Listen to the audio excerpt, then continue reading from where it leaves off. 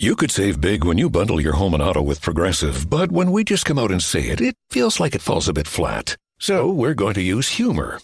But we don't want to insult your intelligence, so nothing too goofy. And we need to avoid any polarizing topics. Oh, and it has to be about how you can save big when you bundle your home and auto with Progressive.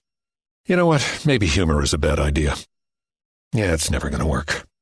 Progressive Casualty Insurance Company and Affiliates. Discount not available in all states or situations. What I've been doing today, of my own personal reading, is I have been reading some of the Fallout role playing game. That's awesome. I saw it in the board game room or whatever. It's like just a gaming place in our city. And I was like, like I have a bunch of friends that know a lot about D&D. And so like, I don't need to know a bunch about it because they all right. I don't want to spend my time getting to that level, but I'm like, I think it'd be kind of fun to do something kind of off the wall like this. Yeah. And it's really in depth. That's awesome. Are you going to do are you going to play? Are you going to set up a game, or are you going to do like a show around? Like a live play Fallout show? I think it would be like, that's like for next year, like something I would like to do, like kind of maybe gauge interest in December, see if anybody is interested, and just get like 3 or 5 people. Yeah, and that sounds fun. And just like play it, because it is for people that are fans of Fallout. Like the dice rolls are a little strange, just because it's their like system. But like, you're like there's like modding thing, like everything in the game is a direct copy from Fallout 4. So if you've played Fallout 4, you understand like the understanding of like, okay, ballistic weave Mark II, like you understand what that is because you played the game. Or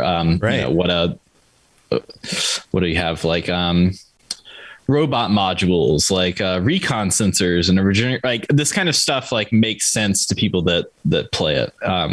Also, it's like you get everything to make that's in Fallout 4 characters that aren't just human, right?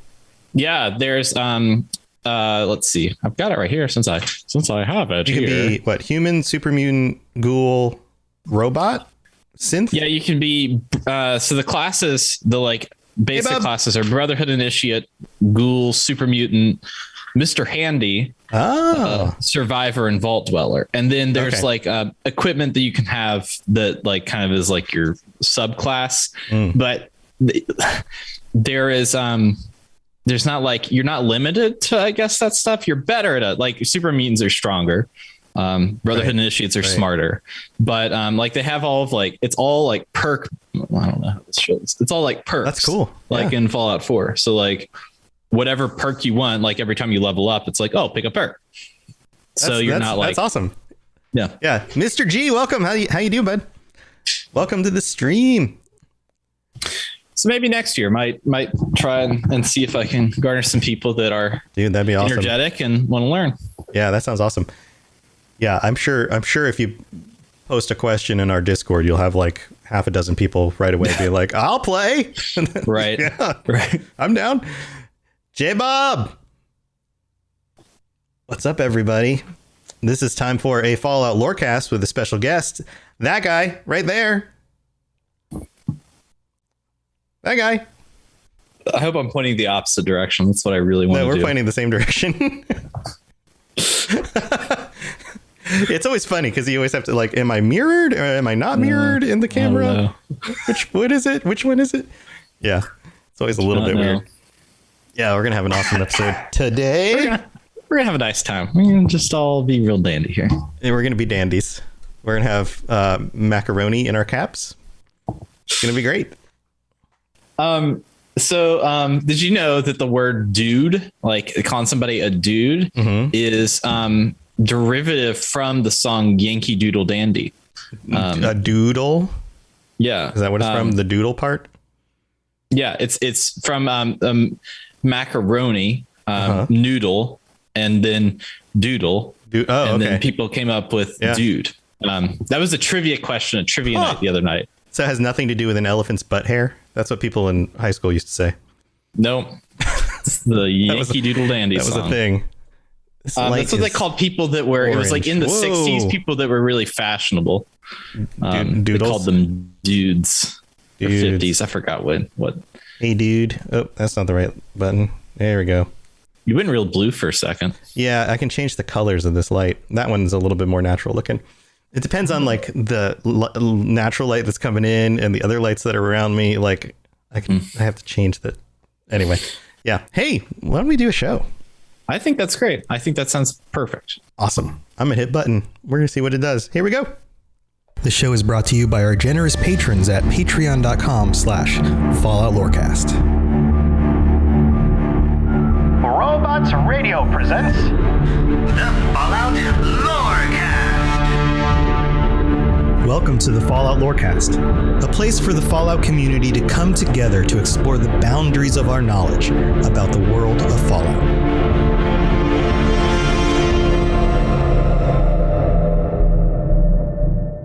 Vault Dwellers, Wastelanders, welcome back to the Fallout Lorecast. This is your source for everything having to do with Fallout, and I'm your host, Tom or Robots. And normally I'd say I'm here with my co-host Lainey or Neos Pandora, but if you listen to last week's episode, she has moved on to video editing and recently has launched our first lore video. It is up now on the Robots. Well, actually, no, it's up on the Fallout Lorecast YouTube channel because we've now split everything out to their own channels. So go look up the Fallout Lorecast YouTube channel for our first lore video. It's based on the lore section of the first episode of this podcast with all new actual video footage edited by Lainey herself. It looks awesome. We've been getting some very, very positive responses to that video. Go check it out. And if you want to do us a favor to help get that channel growing, please go watch the video, watch it all the way through, give it a like, give it a share, comment on it. YouTube doesn't know what to do with new videos and new channels until enough people actually watch the video. So please go check it out. But she did an awesome job, and comment on there and tell her she did an awesome job. She would love to hear it. But we're back with a new episode. And when I say we, I mean me and my guest host for today's episode, Dave Chafinz. Lainey 2. Also known as Dave Chafinz from West Virginia and the internet, and the Starfield Lorecast, my co-host from the Starfield Lorecast. Welcome back, Dave Chafinz. You've been on the show before. People might remember you from some episodes. How you doing, buddy? Also, also the Fallout Hub. Man, we do so many things together. We're holding hands constantly. Like people may start wondering, people may start suspecting something. We're both married men, so we need to, we need to chill out maybe sometime. There was a time, and there are cultures where it's okay for married men to hold hands and skip through the fields, the lilies and things. That's okay. It's totally fine. It's all good and dandy, but I've been doing well, man. I'm glad to be back on. And this time, not strangely talking about Mothman. This is normally when it's kind of like Ghostbusters, like when there's a ghost, you call Ghostbusters. It's like when Tom wants to talk about a Mothman, he calls me, but we're not talking about that today. So maybe I'm good for other things. Who knows? Yes. Well, we're going to find out. This is the challenge here are you good for anything other than Mothman? Yes.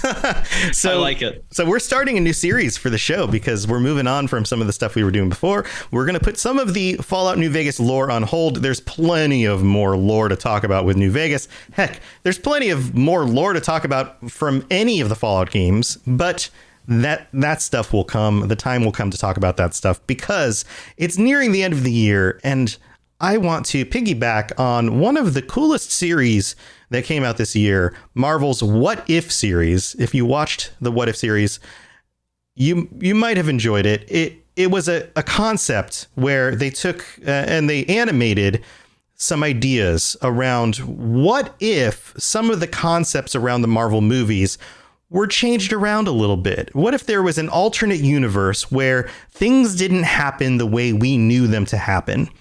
And we're going to play with that concept today and in some of the future episodes of the show. And I hope you guys enjoy it. And I want you to go along with us on this mental journey, because there's a lot of significant points and significant things that happen in the story and in the lore of Fallout. One of them has to do with the vaults.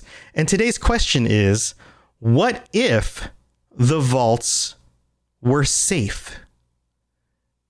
And we're gonna play with this concept a little bit. We're gonna take it and move it around. There's different ways to interpret this, but we're gonna start out with this idea that what if the vaults were safe? And as we know, in the world of Fallout, the vaults are designed as experiments, and oftentimes the people who are being experimented on, one, don't know that they're being experimented on, and two, the experiments aren't particularly safe for those people who are being experimented on. And three, oftentimes even the overseers, the people who know what is going on, it's not even necessarily safe for them either. There are nefarious things afoot in the vaults. So Dave, I've got some ideas here about what would happen in the world of Fallout from the point of the Great War on, over the next 100, 200 years where the games take place. If we had an end of the world, a wasteland where we have a bunch of vault dwellers that went into a bunch of vaults and they ended up in a safe situation. So I know you have some thoughts on this. I'm going to let you go ahead and open this up. What is one of your first thoughts about this scenario? My first question, and it's more like a caveat, I would say, is who is going into the vaults? Right. Like in a safe scenario where there's like no experience, like obviously, you know, for the vaults where it's like, we're going to do 99 women and 1 man, or, you know, they're looking for particular types for certain things. But if they're all just safe and there's nothing weird going on, how would they, like, what's their stipulation for putting people into vaults? Right. Well, so we could play through this scenario in a few different ways. One could be that there are no experiments happening in the vaults. That would be 100% safe, right? A second scenario would be that experiments are still happening in the vaults, but they're only happening with the expressed approval of those people being experimented on. That there's no surprises. The people who are being experimented on are going into those situations 100% knowingly. They know what they're going into. They know they're signing off on it, just like any like ethically moral experiment in today's society. You go to the university, they give you a paper, it explains exactly what's going to be happening, what things you're going to be aware of, what things you're not going to be aware of. You're signing off on it, and you know that in the end that they will call off the experiment if ever anyone's safety is in question. Right. So in a scenario like you're explaining here, like with the 99 women and 1 man, there would be safety restraints in place. If ever any of the women or that man's safety was in danger, then the experiment would be called off. So they would have guards. They would have probably cameras. They would have the ability to basically watch over whatever was going on. And should any of the people in the experiment say, use a safe word or hit a button to say, I feel threatened in this moment, they would call off the experiment in that moment right then. Right. For whatever the duration of the experiment is. So in that scenario, it would be 100% safe. They could call off the experiment at any point.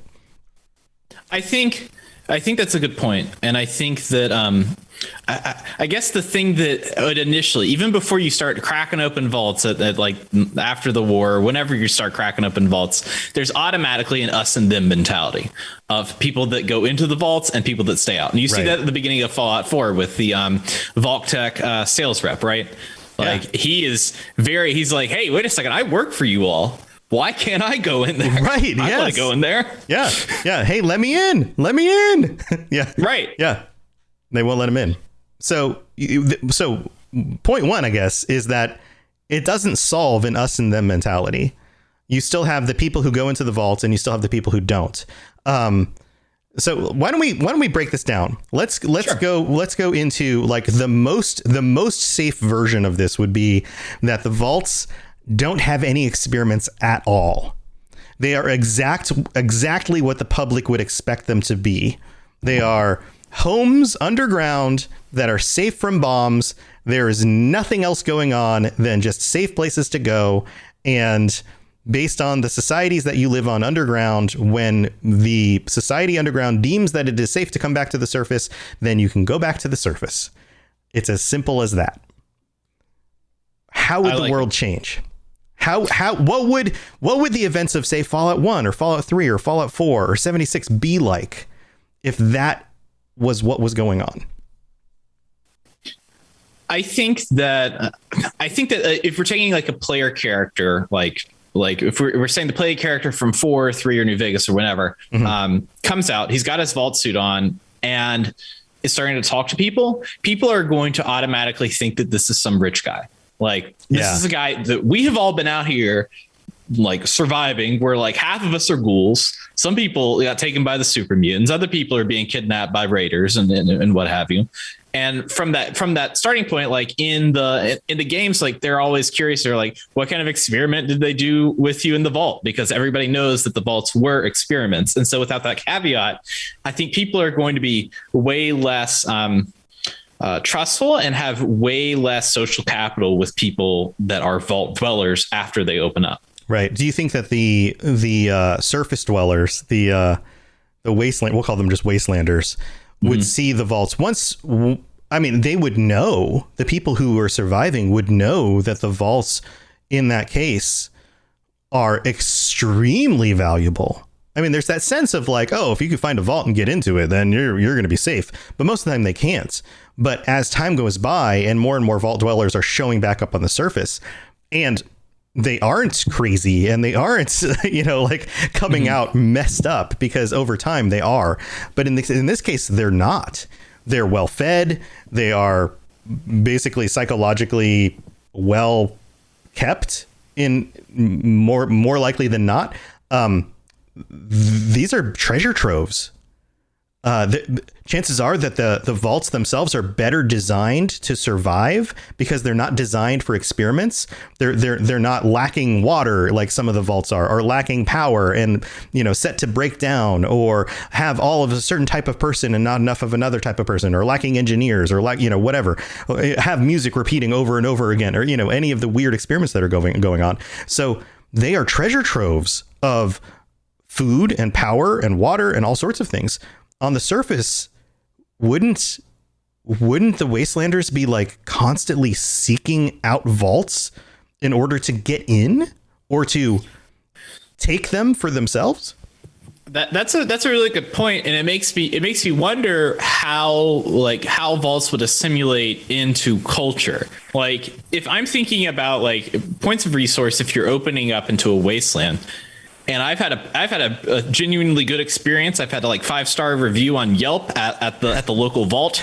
Right. I'm most likely going to continue to live in the vault, except be a part of society itself. It's almost like a big apartment complex, in that aspect. Like if I'm somebody like that, I'm like, yeah. Like if Vault 76 opened and we're allowed to just live in it, like everyone would just live in Vault 70. Everyone would just hang out because there are power, there's running water, there's a lot of resources there. And to me, I think that even though Wastelanders would be looking for that stuff, I think that people with the vaults would have enough insight, at least into maybe sociology or economics, being like, hey, we've got to do this slowly over time. And say, we're not just going to open the doors one day and we're all going to pop out. It's we've got to take a few people at a time, figure out what, set up some trading. Essentially, you're making your own town at that point. At least from my perspective, that's what I think would happen. I don't think that people would set off, and because a lot of people leave vaults and are like, yeah, that place sucked. I'm never going there again. Yeah, well, I would assume that the vaults would then have their own means of creating food. I mean, often they have their own power sources. They have their own water purifications. They would probably have their own hydroponics food, to be able to maintain that. Also, they would have their own engineers to maintain a vault for long periods of time and to pass down education from generation to generation. One of the thoughts I had is that they would probably leave the vault. Let's say you're in a vault and you decide that you're not going to leave, or you're going to test leaving each generation. Let's say maybe even every 10 years. You send scouts out into the world and they come back and they go, nope, still dangerous out there. Not worth heading out. And at 50 years later, nope, still dangerous out there. 100 years later, yeah, still dangerous out there. Eventually, at what point do you start expanding the vault? At what point do you just start mining out more passages underground? And you create what is basically an ant farm community underground. You become dwarves, basically, and you start mining. Hobbit hole. you have like a hobbit hole community that takes whatever resources you can and starts building out using the engineering, and eventually you probably run out of extra space depending on the nature of the rocks and the materials you have to build, or the amount of power you have to grow. But if you have enough plants, you can just keep planting hydroponics. If you have enough water, you can just keep on using more water. But at some point you run out of resources, and then eventually you have to expand into the surface, or you have to limit the amount of children that you can have. That's the point where you have to expand onto the surface. Then all of a sudden you're dealing with people in dire circumstances who aren't afraid to take what you have. That's where you come across the raider gangs who are a threat. And that's where you come across like this dilemma of like, how do we expand on the surface? The next step I would start to consider is, do the vault dwellers, and many vaults are actually in fairly close proximity to each other. Like in an area like Boston, you have a number of vaults that are all within walking distance from each other, right? So do these communities start to work together in order to try to organize some way of revitalizing a larger outdoors community? Do they start trying to re-educate the outer world population?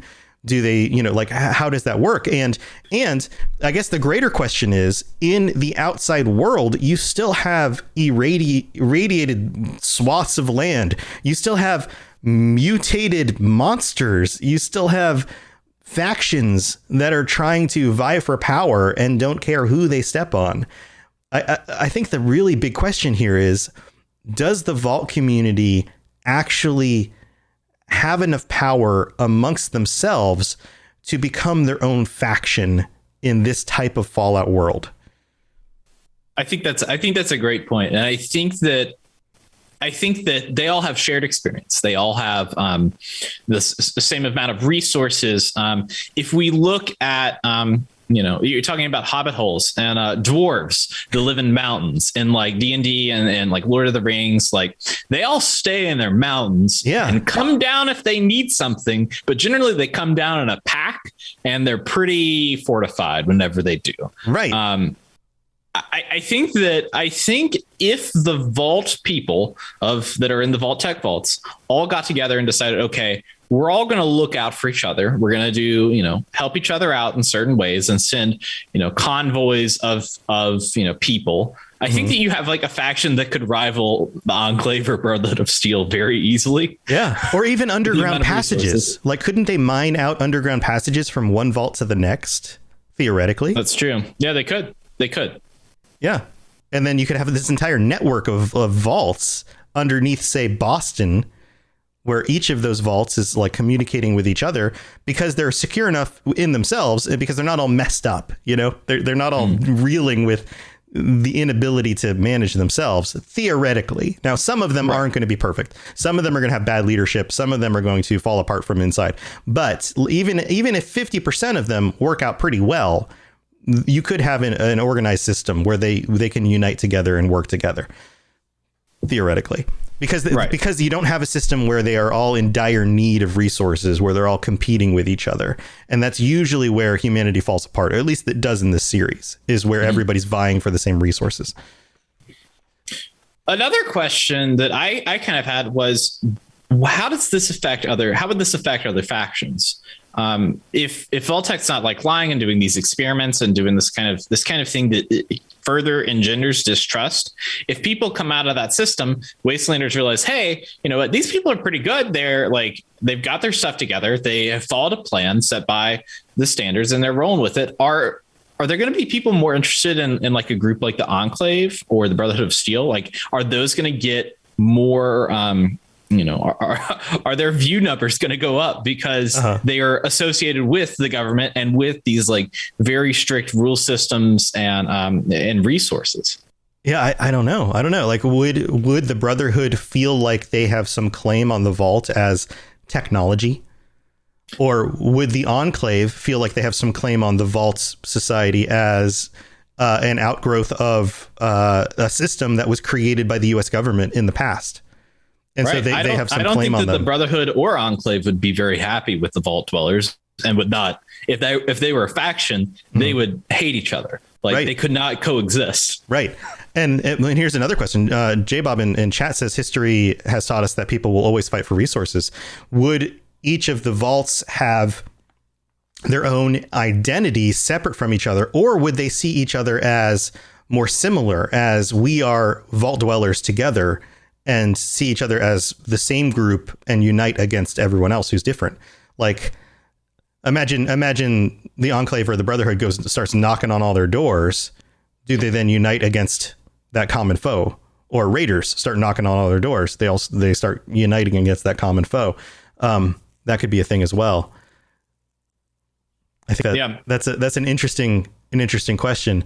And then there's the whole question of like, at what point do they start running out of resources, and now they have to deal with the wilds of the surface, of the monsters on the surface, and everything having to do with that, and they have less experience than the Wastelanders on the surface. So what kinds of deals do they broker with people on the surface to be their guides or to educate them? And like, how do you take down a Deathclaw? What do you do when, mole rats start digging into your tunnels that you're trying to connect your vaults with, because you haven't done that before. Like maybe the mole rats don't get into your vault itself, but once you start digging tunnels through the rock, the mole rats start getting in. What do you do? What do you do about that?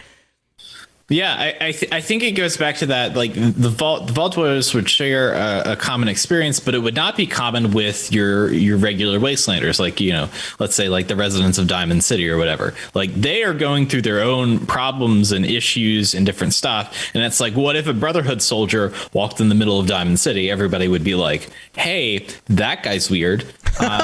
What's he doing here? And how can we get rid of them? Because we don't really want that. And how do you get such cool hair? They always have cool hair and a cool jacket. Where do you get the cool jacket from? I know he went to the Coats R Us store. It's a Super Duper Mart. Yeah, where do you get the cool jacket from? Well, I've got another question for you, but we need to take a break and thank our patrons, so we'll be right back. New message. Hey, girlfriend, it's Carol from jury duty. We never actually spoke, but I saw you ordered the same hoagie as me at lunch. What are the chances? Anywho, I heard you just got a boat. We should totally grab some hoagies and take it out for a spin. When you get a boat, you also get new friends. Make sure Progressive's one of them, and get coverage today for as little as $100 a year.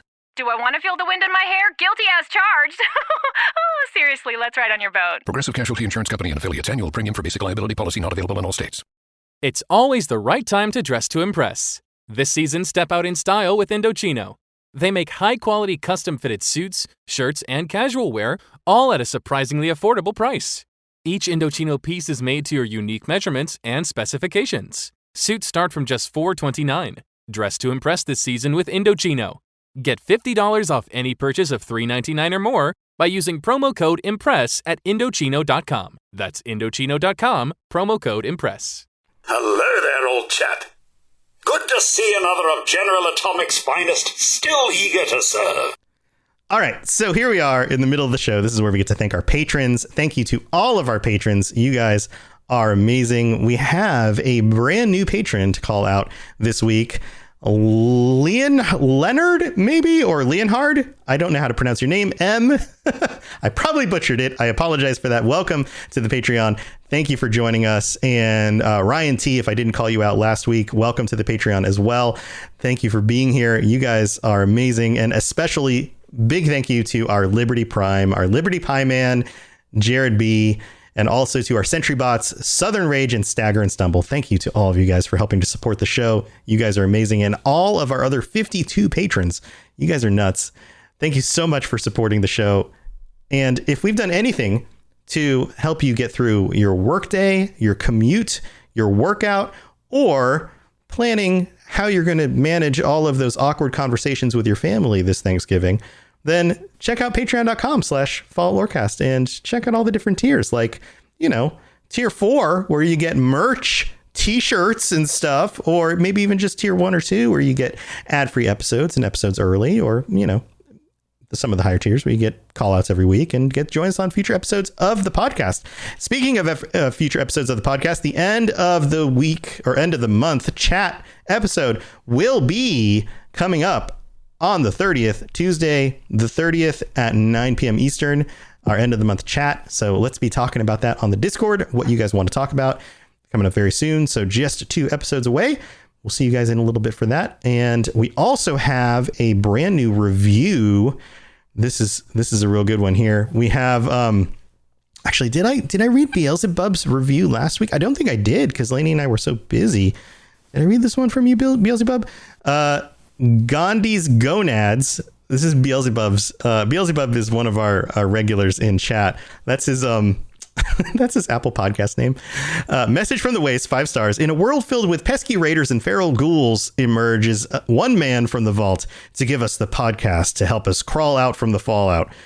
The show takes the meat and potatoes of the backstory and really compresses it into bite-sized pieces to carry with you through the wasteland. Fun, informative, clear, and concise. Robots with zeros, thank you, Beelzebub, will aid you across the wasteland and teach us the boundaries of our knowledge and self, as well as the Fallout universe. And his name isn't Captain Danger Robots. Or his name isn't I messed that up. I'm so sorry. Or his name isn't Captain Danger Robots. I always look forward to your streams, podcasts, and content in general. Thank you for being a contributing factor to making the day great. You help reset my brain and are actually great for my general mental health. Oh, that's awesome, dude. Thank you for such great content and being a general great human being, man. I know it may not mean much, but I consider you a friend, mentor, and all-around stand-up gentleman. I look forward to taking in more content in the future. Thank you for taking time out of your day to respond to me and so many of us out there. See you in the waste. Beelzebub 88. Bub, super nice comments, dude. Thank you so much for that and for taking the time to leave the review on Apple Podcasts. That's awesome, dude. And then we have, man, you guys are leaving really long reviews. Thank you so much for these. We have Kilted Stag in Great Britain who wrote in and left a review on Apple Podcasts and says, just as important as a Pip-Boy, 5 stars. Only found this podcast 2 weeks ago on Spotify and haven't fully caught up yet. We've got like 170 something episodes. Holy crap, in 2 weeks, man. But I'm 123 episodes in. Holy moly, chewing through those episodes. That's amazing. But I had to set up an iTunes account just to review it so others can find it. Dude, that's awesome. So thank you so much. So where do I begin? Robots with Zeros is an amazing host, extremely knowledgeable, and with his smooth voice, which must be level 15 charisma. Holy crap. Will take you away into the wasteland as if he was a tour guide and explain everything there is to know about Fallout and its lore.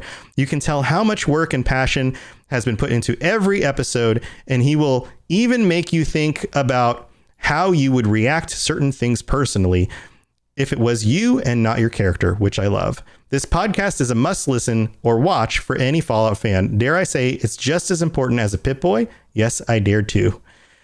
It will help you through any bad day, through work, through your walk, or accept use routine. I don't know what that means, but I'm just reading it as it says it. Or you can even listen to it instead of your Pip-Boy radio. The only thing I would change would be finding it sooner. So from the Highlands of Scotland, I thank you, robots, for this amazing podcast and the network. I can't wait to see where it goes in the future. You deserve way more than 5 stars. Dude, I wish I could do a really good Scottish accent and read it that way, but I can't, and it would just mangle it up. But thank you so much, Kilted Stag. That is awesome, guys. Thank you so much for those. And these really, really do help get more attention to the show. So very, very appreciated. And thank you to all of our patrons.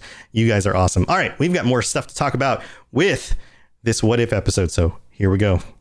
If you have any questions about Nuka World, I'd be delighted to answer them. All right, so let's take on the other scenario. Dave, what do you think would happen if they did have the experiments, similar experiments, or maybe even the same exact experiments going on in these vaults, but they were safe and the participants understood the ramifications of what was going on? They volunteered for them. There were clear boundaries. These were not like surprise experiments. And they actually got real data, and the experiments didn't fall apart. they were able to go on, like nobody rebelled, nothing weird happened, nothing broke down.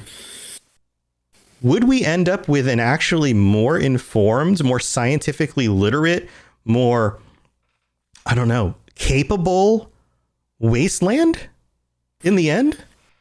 Yeah, that's a great question. And I've been looking through during the break, the experiments for the different vaults. I pulled them up here, and I'm trying to think about if there was an experiment that like promoted like that even if they, you know, this is in a what if scenario, so sure, these experiments all failed, but was there anything that even though it failed, it ended up being a really good outcome? And I didn't see much of anything, but there's some vaults that are like, oh, we're, you know, like the one in Fallout New Vegas that has all the plant monsters in there. Like they were looking into wasn't it like it was like plants that didn't need sunlight in Fallout New Vegas. Yeah. And like that kind of more food. Right. You would then have that effect on the world itself. Right. More food. What about like the cloning experiments? Right. Yeah. The cloning experiments. The one with Stradivarius Fromm that was in the VR, the little egg pods. Like, would people just be living in the egg pods? Like, oh, come on in. We've got more egg pods for people. Come in here and be in, you know, maybe join Mark Zuckerberg in the metaverse. Or but like, imagine if people were going into these VR situations and able to test scenarios safely in a VR situation, then they could be testing out ways to, say, take on creatures that would be too dangerous to fight, or designing weapons without necessarily needing the resources available for them in that situation. You know, there's a lot of things you could be testing in a VR environment, theoretically, without necessarily needing the resources to do it in the real world, and then getting the resources once you've thoroughly tested it. Assuming that they have the engineering and the coding to make it as realistic as possible, right? So, but if you're doing like the Mars experiment that like people will go out in the desert and seal themselves off and be like, okay, we're going to act like we're on a Mars colony, and for a month we're just going to live out here and wear the spacesuits and make our own food like we're living on Mars. I think that you would be more likely to have that stuff in the years after the vaults close if they were to, you know, okay, this is the experiment. We're going to run people through like survival training. Let's do combat training. Yeah. Like they have all the like. From the not broken steel, but the one where they go to Alaska and Fallout 3. Yes, I know. Operation Anchorage. Yes, yeah, right.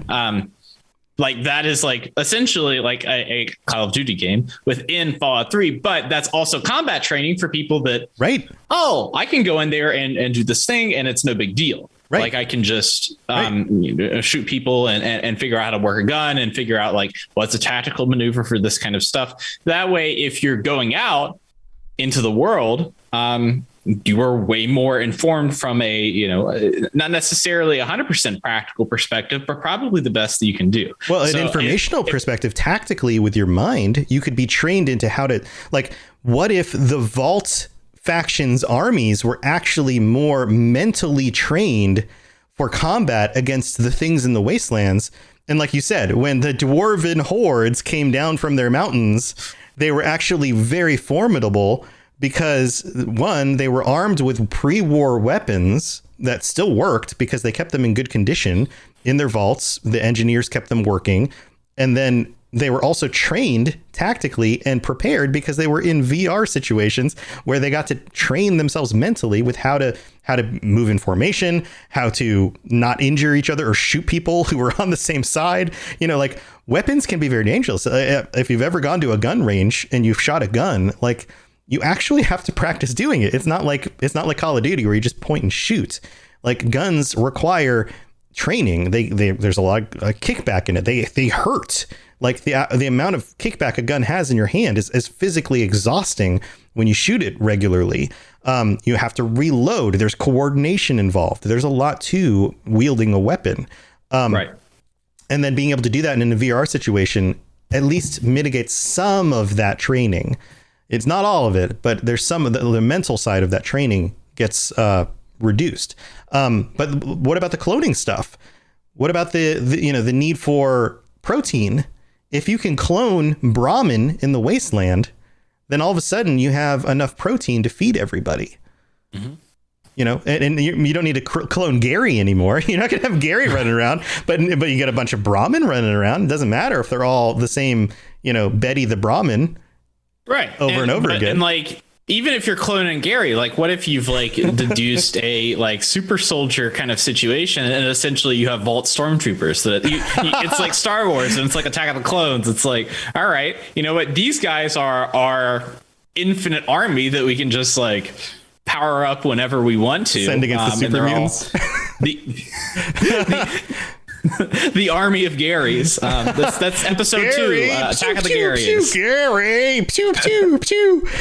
Oh man, somebody needs to make a Gary combat mod where they're all like weaponized and you can send them against enemies and they only follow like attack or like run away. Like those are the two. It's not retreat. It's like run away in a Monty Python film. Run away, yes. And they all go Gary, and then they run away. Yeah, I think that there's some experiments that would be interesting to see be like done and not have like the weirdness of like, oh, I'm gonna, you know, cosplay as a little girl that also is trying to kill everyone in the simulation. Sure. Like if you were to go into those and say, okay, this is a thing, but there's other experiments like where they had to sacrifice somebody every year and that was just the experiment of it. Yeah. That there's no way that to walk away from that and be like, you know, that was a great time. We all had fun. We all just, that was a pleasant experience. Yeah. That's more of a psychological, you would find out psychological. And I guess you could end the experiment like at the decision before they actually have to follow through with it. And then take another group and like subsection the groups. And there's ways of doing that safely, but you would quickly learn some things about humanity that might change the way that you organize your government structure. That might change things. Yeah, now that you put it that way, it's like a reality show. Like at the end of every week, somebody gets voted off of whatever it is. Right. Yeah, and they disappear for the group, and maybe the group thinks they've been killed until the experiment's over. It's like Survivor, and they get voted off and have to live on a separate island away from people, and then, oh, surprise, they're back. From the old island. Oh, they're back. They're back in the vault. What do we do now? Yeah, there's ways that you could. I think there are things that you could probably learn from each of these vaults because each of them were designed around some specific thing they were trying to learn, and that knowledge could be used in ways that could be beneficial potentially. Some vaults more than others.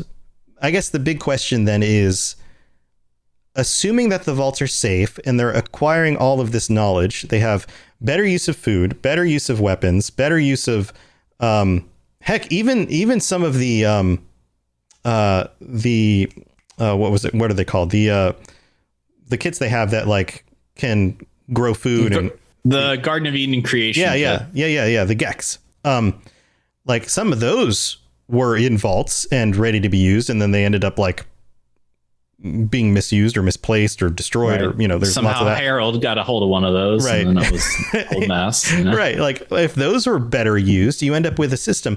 The big question in the end is, if the vaults were safe 200 years later, could we have ended up with a wasteland that was rehabilitated? Would there have been zones in America where people were relatively safe? Could we have created like walled cities where people were living regular lives, repopulating, maybe keeping the mutants out, getting back to some semblance of a normal life? Would this have been a solution to get us back to that? I think that's a great question, and it's hard not to get to think about the politics of it, because when I think about what are the big threats to wastelanders out there, like of course there's ghouls and super mutants, but if you are a settler and you're trying to live in a ramshackle shack down by the Red Rocket Station, you're worried about raiders. And raiders are not a thing because of the vaults; they are a thing because of they're kind of like extremist capitalists at that point. Mm-hmm. Like these are people that are like, hey, we're out for us. We're out here to go. And, we had a broken system of capitalism before all of this. Like that's even more so in Fallout, where, in that whole world and what was going on before the bombs fell, that is a symptom of stuff, but like that is not a symptom of the bombs falling. That is just an after effect of people are already in that mindset. Like if you look at Fallout 76 with the Raider faction, how the Raiders started was they were up on a hill and they were like, hey, we need stuff to live because we're just up here at our ski resorts and we can't do anything.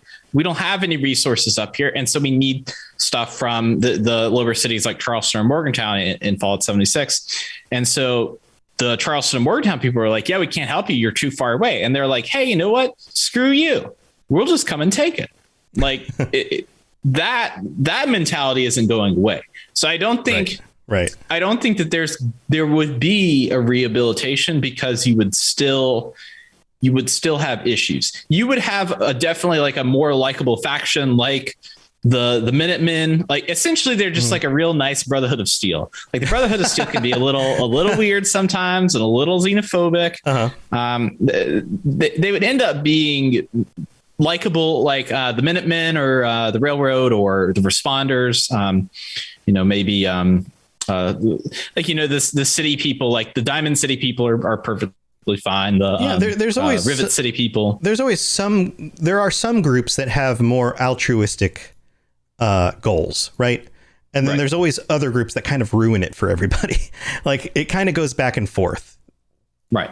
And I think the other thing here is that, at least to me, it seems like there are enough urban areas with vaults in and around them across the United States, because the United States is a big place. There's a lot of urban centers. Every state has some urban center, if not 2 or 3 urban centers. That it's almost like a statistic problem, right? Given enough situations, a few of them would turn out okay. I think a few of them would turn out okay. Like it's like planting seeds.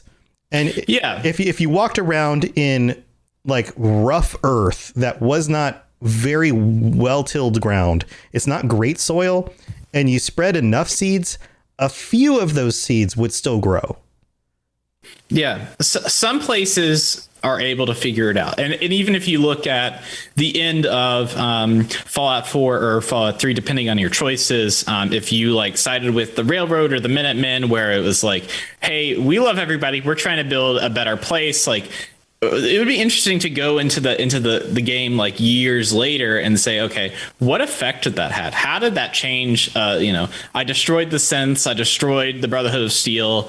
I took down the Raiders. Like we've got more technology. We've got more stuff going on. Like how would that look years? Like that would have a dramatic effect. There would be less conflict. Same thing for Fallout 3. If you've got a strong altruistic Brotherhood of Steel running DC, taking care of them all, and you kind of got that with the DLC that they did after, where they were like, we're setting up checkpoints and giving out free water and doing these kind of public access programs, and there's more Brotherhood of Steel members and generally more resources. Like you can see an upward path that when people have the resources to do something, they're going to do it, whether it's good or bad. So I think that's a good point in the case of the vaults, where if they got their stuff together and right off the bat we're like, hey, we're out there, we're going to try to improve the situation for ourselves, for these people, we're going to like slowly, if all the boxes get ticked correctly, I think that you're right, that you could see some cities say, okay, you know what, this is a pretty safe, it's not the safest place to live, but sure, darn tootin', it's pretty good. Yeah, because I mean, you see it with Vault 76. The Overseer very much wanted that to be the situation. Right. And then everything goes, she leaves and she's like, oh man, this is a mess. This is rough. We got to do what we can, but this is rough. And she's still trying to make things work out. And imagine if the other vaults in the area all left at the same time. If they were all set to, evacuate after 25 years and meet at a certain spot and work together to try to revitalize the community together. That would be a completely different situation. She wouldn't be alone. She would have other people around her, and they would all have their resources and be able to pull together. And maybe they'd work together, maybe they wouldn't. But if you multiply that across the country, and there are 100 of these communities across the country, some of them will work out. Just statistically speaking, a few of them will work out. That's my theory on it, at least. Yeah, I think you're right. I think though that reinforces the haves and the have-nots, and then it's kind of like in zombie films and TV. Like the more people you have in one place, the bigger the danger could possibly be. Right. Well, because it could go bad. You have, let's say you have, let's play that out. You have a community. Let's say West Virginia works out. Let's say, they build a community at Charleston. Right. And Charleston is a nice community. And after a few years, they've got 2,000 people living there and they're working together. Well, that becomes a really tempting location for a bunch of raiders to get together and try to ransack, or a bunch of super mutants to try to ransack, because there's going to be a lot of resources there. And it's a safer place because of numbers, but it's also a much more tempting location to try to loot at the same time. Yep. Yeah. So that's true. It plays both ways. So, yeah, man.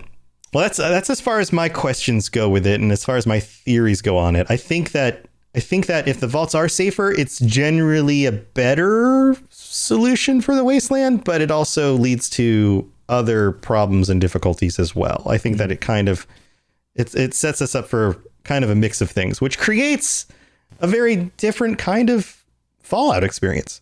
Yeah. My last question is a personal question for you. Uh-huh. If you were in the kitchen and you were cooking up all the vaults, and like the idea of the what if situation is they all open at the same time and all get together. Uh-huh. How far are you setting that ticker? Well, is this like Fallout physics, or is this like real world physics? Fallout physics. Okay. Because in real world physics, the radiation doesn't last 200 years, right? Right. Like Nagasaki and those places, like the radiation went away fairly quickly. Right. There's like super blooms and all that, like actual science behind it. But if you don't have to wait 100 years for the radiation to go away. But in Fallout world, radiation sticks around a long time. I think. Well, you have to look at it from the perspective of what they knew before the bombs dropped.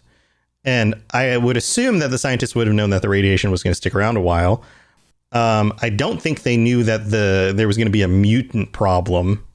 The people creating the vaults didn't know that the FEV was going to create like mutants across the wasteland. So they didn't know that was going to be a danger. But they probably could have predicted that there was going to be a scarcity of food and supplies and things like that. So you would have, people wandering the wasteland, looking, the remnants scavenging and fighting over stuff. So there would be some danger there.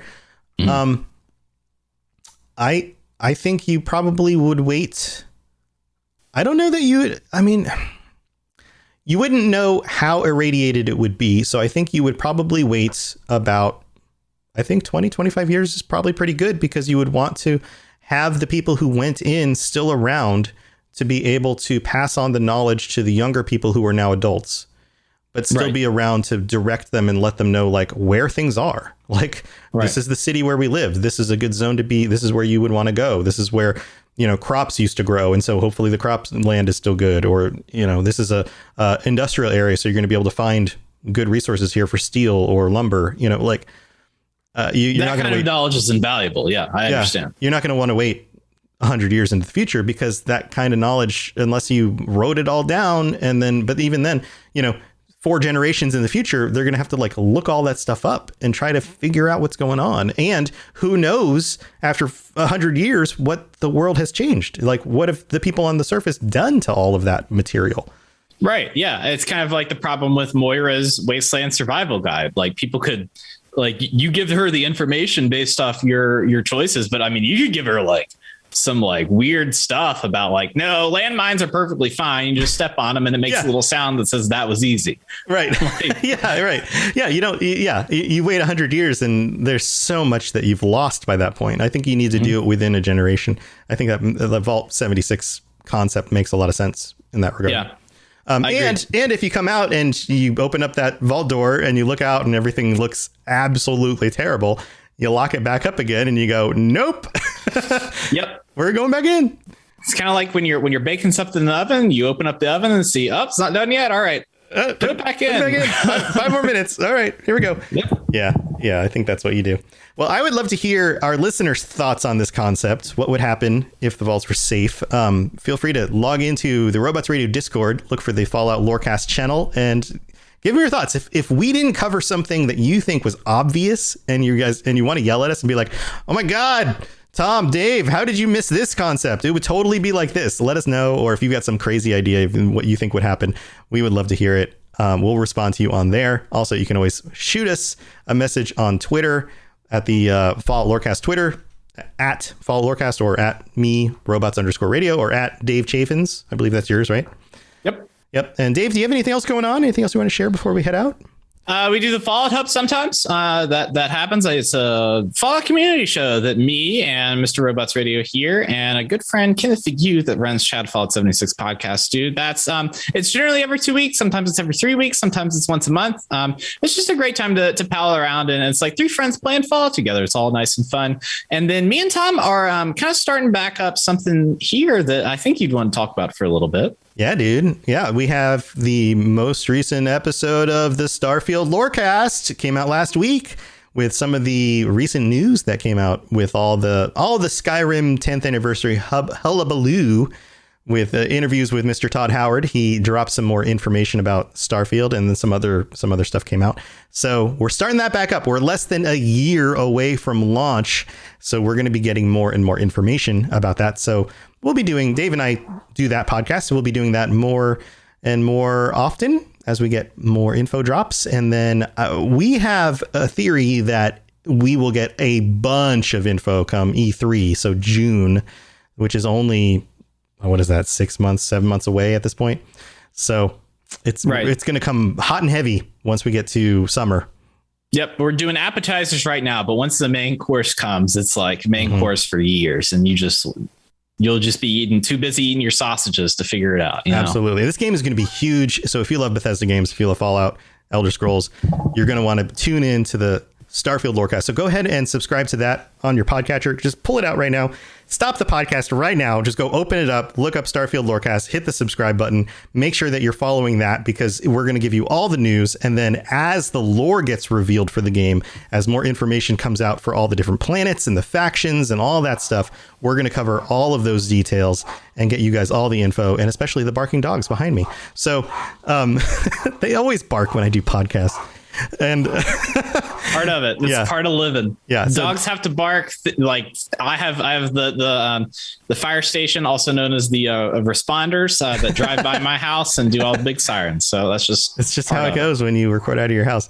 So we're going to have all the information that you want for Starfield. This will be like the Starfield podcast. So make sure you tune in for that. And that's what we got going on. You know how to find all the podcasts, right?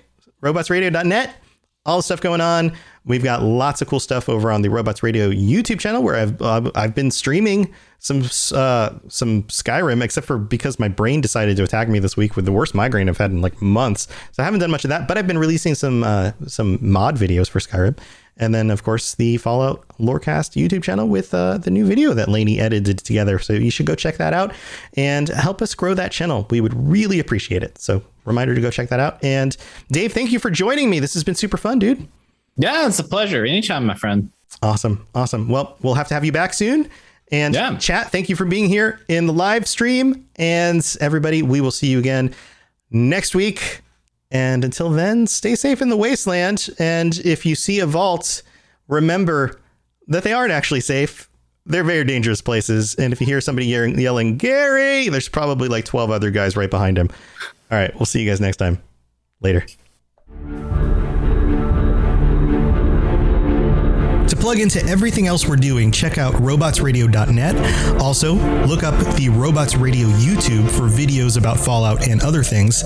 And check us out on Twitter, twitter.com/robotsradio. You've been listening to a Robots Radio podcast. Smart shows for interesting people. Check out out all the shows at robotsradio.net. Progressive is America's #1 motorcycle insurer, so we understand motorcycles. No, really, we have a bike translator. Okay, this is awkward, but this bike says he'd appreciate it if you removed his skull pattern saddlebags. He feels self-conscious about them around all the other bikes, and he says you're not fooling anyone. You mostly ride with your golfing buddies. Listen, I'm just the messenger here. Oh, no, I don't want to say that. I think you made yourself clear. Quote with Progressive and see if you could save with America's #1 motorcycle insurer. Progressive Casualty Insurance Company and Affiliates.